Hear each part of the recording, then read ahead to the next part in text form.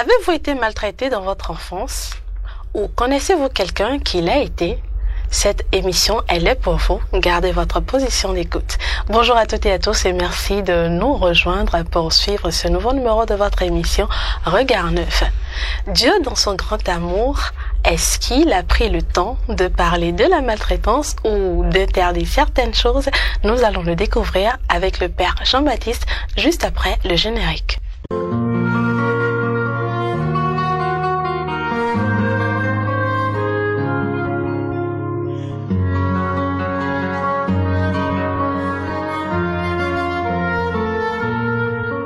Si vous n'êtes pas encore abonné à la chaîne, activez la cloche de notification pour ne rien rater. Vous êtes sur Regard Neuf et à présent nous allons découvrir ce que nous dit la parole de Dieu au sujet de la maltraitance. Et ce sera avec le Père Jean-Baptiste Toupé. Il est le directeur adjoint du Centre diocésain des éditions et des médias. Bonjour mon Père. Bonjour Marianne. Merci d'être avec nous. C'est un plaisir. Alors dites-nous Père, est-ce que la thématique de la maltraitance est abordée dans les Saintes Écritures? Merci Marianne. Bien téléspectateurs et téléspectatrices, vous qui prenez le temps de nous écouter, en réalité, la Bible aborde bien le sujet de la maltraitance. Il arrive qu'on confonde ce que dit la Bible en matière de punition et on l'identifie très facilement à la maltraitance. Or, la Bible est claire à ce sujet, la maltraitance est un péché. Surtout si elle porte sur les plus faibles. Eh bien, dans la Bible, vous découvrirez plusieurs passages dans lesquels il est clairement dit que l'on ne doit pas mépriser, on ne doit pas maltraiter. Je vous donne quelques exemples pour vous en convaincre. Quand Saint Paul dit dans sa lettre aux Éphésiens, si vous vous mettez en colère, ne péchez pas, que le soleil ne se couche pas sur votre colère. Eh bien, en réalité, on comprend qu'à partir de cela, quiconque couve en lui la colère passera facilement à la maltraitance. Et l'une des preuves dans le quotidien, c'est que quand les parents veulent corriger les enfants, la plupart du temps, c'est sous l'effet de la colère.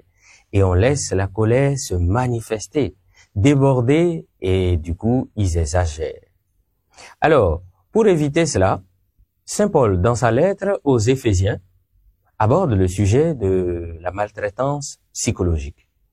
Et il invite les parents à ne pas irriter leurs enfants au point de les décourager.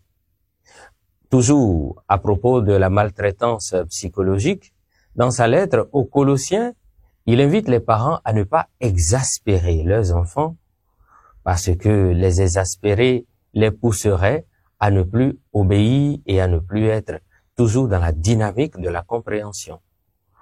Si je retourne à l'Ancien Testament, évidemment, dans l'Ancien Testament, on lit dans le livre des Proverbes que celui qui ne corrige pas son enfant, qu'il le hait. Mais la correction n'est pas de la maltraitance. Vous découvrirez que déjà dans l'Ancien Testament, Dieu dit qu'on ne doit pas maltraiter l'enfant, le pauvre et l'innocent. Si je reviens au Nouveau Testament, Jésus, quand on lui a présenté des enfants, là, je recours à Marc 10, les apôtres ont voulu empêcher les enfants de venir à Jésus. Et Jésus dit, laissez les enfants venir à moi, ne les empêchez pas, car le royaume des cieux est à ceux qui leur ressemblent. En tout point donc, on ne doit maltraiter personne, ni les enfants, ni les adultes. Et un autre sujet qu'on retrouve aussi dans la Bible, c'est la maltraitance sexuelle. Ce n'est pas dit directement comme ça, mais à partir de Matthieu 18, on peut comprendre la chose. Quand Jésus dit « Malheur à quiconque scandalise un de ces petits qui sont mes frères ». Toute forme de maltraitance dans ce sens fait déprécier à la personne son être, le décourage, lui fait perdre même l'amour de Dieu. Alors, plusieurs passages le disent, je n'ai donné que quelques exemples pour faire savoir que le sujet de la maltraitance est bien abordé dans la Bible. D'accord. Et quels sont les chemins de guérison que vous proposez à partir de cette écriture? Je vais donner 3 exemples à partir de certains passages, quelques passages, qui proposent des chemins de guérison pas au niveau spirituel, ce qui ne veut pas dire qu'on va maintenir la situation telle et dire que Dieu va soigner. Non, il faut empêcher celui qui fait le mal de le faire.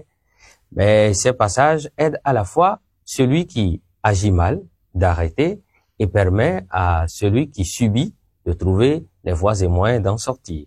Colossiens 3:19. Cela, c'est dans la relation entre mari et femme. Quand il dit « Marie, aimez vos femmes et ne les agressez pas ». Jérémie 22, verset 3. Quand Dieu, par le prophète, invite à pratiquer la justice. Toute forme de justice évite la maltraitance, qu'elle soit psychologique, qu'elle soit physique ou sexuelle. Et Hébreux 10, 24, veillons les uns sur les autres pour nous pousser à la charité et à la justice. Dans ce sens, on comprend bien que c'est quelques exemples qui nous permettent de sortir des chemins de maltraitance tout en prenant en compte ce que l'on doit véritablement faire. Merci Père Jean-Baptiste pour vos éclaircissements qui nous permettent d'en apprendre davantage sur la richesse de la Bible.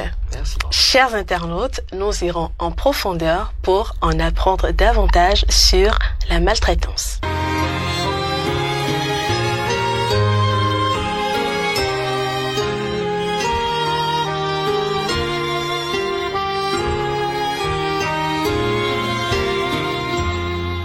Nous allons descendre en profondeur pour en apprendre davantage sur la maltraitance. Et ce sera avec mon invitée du jour. Elle s'appelle Armelle Abadagan et elle est psychologue clinicienne. Bonjour Madame Abadagan. Bonjour Marianne. Merci d'avoir accepté notre invitation. Tout le plaisir pour moi. Dites-nous, d'un point de vue psychologique, comment peut-on définir la maltraitance? Déjà, merci Marianne. C'est moi. Et merci à toutes les personnes qui nous suivent. La maltraitance, de façon simple, c'est tout mauvais traitement infligé à une personne. Par violence, par mépris ou par indignation. Quels sont les différents types de maltraitance? La maltraitance la plus connue, c'est la violence physique. Le châtiment corporel, tous les coups et blessures qu'on peut infliger à une personne. Nous avons la violence psychologique ou psychique. Et cette maltraitance, elle est beaucoup plus insidieuse parce que les blessures ne sont pas visibles.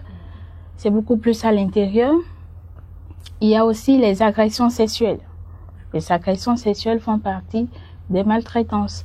Et nous avons en dernière position la négligence. Quand un enfant est négligé dans la satisfaction de ses besoins physiologiques et affectifs, on peut parler aussi de maltraitance. D'accord. Alors, nous allons rester avec les enfants. Comment réagit un enfant qui se sent maltraité ou qui est effectivement maltraité? Déjà, il faut comprendre que tous les enfants ne réagissent pas de la même façon. Il y a des enfants qui ont une capacité de résilience, mais chez d'autres enfants, on aura des conséquences plus dévastatrices. Par exemple, l'enfant va manifester une certaine agressivité, l'enfant aura des moments de nervosité, l'enfant va se replier sur lui-même parce que son estime, son image sont directement attaquées quand l'enfant subit une maltraitance. Il y a des enfants qui vont avoir des troubles de sommeil. Il y a des enfants qui seront beaucoup plus agités. Il y a des enfants qui auront des troubles dans leur développement. On parle de troubles de développement. D'accord. Et sur le long terme, quelles sont les conséquences que la maltraitance subie dans l'enfance peut avoir sur un adulte? D'accord. À l'âge adulte, souvent c'est difficile de faire le lien entre la maltraitance subie et les conséquences qui se présentent dans la vie de l'adulte. Par exemple, un adulte qui a été maltraité pendant son enfance peut avoir du mal à s'adapter dans la société. Une grande difficulté d'adaptation. L'adulte peut avoir du mal à construire des relations satisfaisantes parce que l'enfant qui a vécu la maltraitance a ressenti un grand sentiment d'insécurité. Et à l'âge adulte, ce sentiment persiste. Il y a aussi les addictions. Les addictions parce que l'enfant qui a été maltraité n'a pas eu le temps de construire son image, n'a pas eu le temps de construire une image positive, n'a pas eu le temps de développer une bonne estime de lui-même, n'a pas eu le temps de développer une confiance en soi. Et quand un adulte manque en confiance ou en estime, l'addiction est parfois une solution pour retrouver une certaine confiance, sauf que c'est un chemin dangereux parce qu'il y a d'autres conséquences qui s'ajoutent et ça devient beaucoup plus compliqué. Que recommandez-vous alors aux parents qui, consciemment ou inconsciemment, maltraitent leurs enfants? Déjà, j'ai compris que certains parents le font parce qu'ils ont envie que l'enfant soit sur le droit chemin, que l'enfant réussisse sa vie. Donc derrière ça, il y a très souvent une intention positive. Mais il faut comprendre que la maltraitance a des conséquences très graves. Et c'est pas forcément le moyen pour incarner son autorité. Il y a plusieurs façons de poser le cadre et d'avoir une autorité sur son enfant sans forcément prendre part à la maltraitance. Il faut comprendre que toute forme de maltraitance est punie par la loi. Et même si c'est votre enfant, l'État peut vous punir parce que vous avez exercé une violence sur l'enfant. Et il y a déjà dans notre pays tout un système pour punir ces genres de cas, pour protéger l'enfant. D'accord. Voilà qui est bien dit. Merci beaucoup pour ces apports. Chers internautes, nous allons passer à la liaison.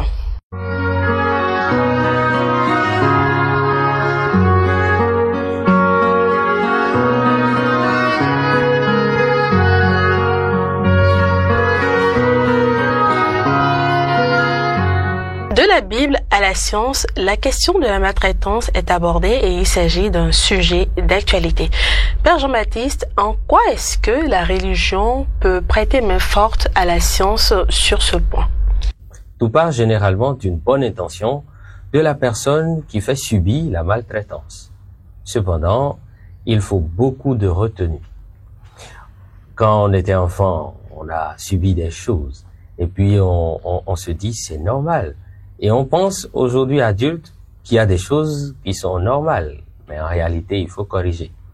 La science porte l'aide à la religion et la religion porte l'aide à la science pour le bien-être de l'homme. La Bible aide donc l'homme à se corriger pour éviter de faire mal, pour éviter d'induire en erreur. La religion peut donc aider et je rappelle que la prière est une grande arme qui peut aider à la conversion de celui qui fait mal et peut donner à la personne qui subit de pouvoir compter sur Dieu pour en sortir.